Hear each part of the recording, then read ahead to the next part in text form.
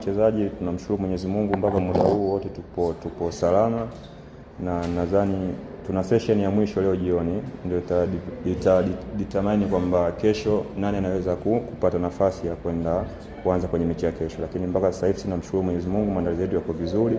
Tunaomba Mwenyezi Mungu kesho akaweze kutupa nguvu tuweze kucheza mechi yetu na kupata matokeo inshallah. Kwenye asilimia naweza nikasema asilimia 60 tunaweza kuwa tumefikia. Asilimia 60 tunaweza kuwa tumefikia kwa sababu sisi kwetu sisi sasa hivi kila mechi kwetu sisi ni finali. Nadhani hata mchezo wa kesho pia utakuwa ni finali. Kwa hiyo tunajiandaa sisi kupata pointi 3 muhimu kwa siku ya kesho. Mimi nafikiri mpira ni mchezo wa makosa. Kwa hiyo kadri mechi tunavyocheza inavyoisha, tunafanya makosa, mwalimu anapata nafasi ya kufanya marekebisho. Nadhani kesho tutarajie mazuri kwa ufupi inshallah.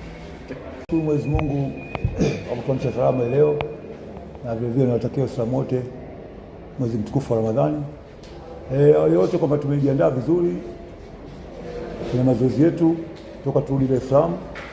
So leo tuna session ya mwisho na kumalizia. Tumejipanga vizuri kwa kupata matokeo kwenye mchezo wa kesho. Maandalizi yetu yanaendelea vizuri, bado tunaacha session moja leo jioni. So hatuna mchezaji wote mwenye injury, nafikiri wachezaji wote wako salama. Tunaomba Mwenyezi Mungu kesho amshe salama kufanya vizuri kwenye mchezo wa kesho. Sisi tunaheshimu Mashujaa timu nzuri, ingawa wametoka kupoteza mechi 2 hapa mfululizo, lakini tunaamini kwamba wamekuja kwa ajili ya kutafuta alama 3, lakini sisi tumejipanga vizuri kuweza kupata alama 3 kutokana na namna ambavyo timu yetu inavyocheza kwa sasa. Nafikiri Bernard Morrison ana matatizo na ameanza mazoezi machache peke yake. So tunategemea nafikiri daktari anaweza kutupa mrejesho kwenye mazoezi leo jioni, lakini tutamtumia kwenye mchezo wa kesho.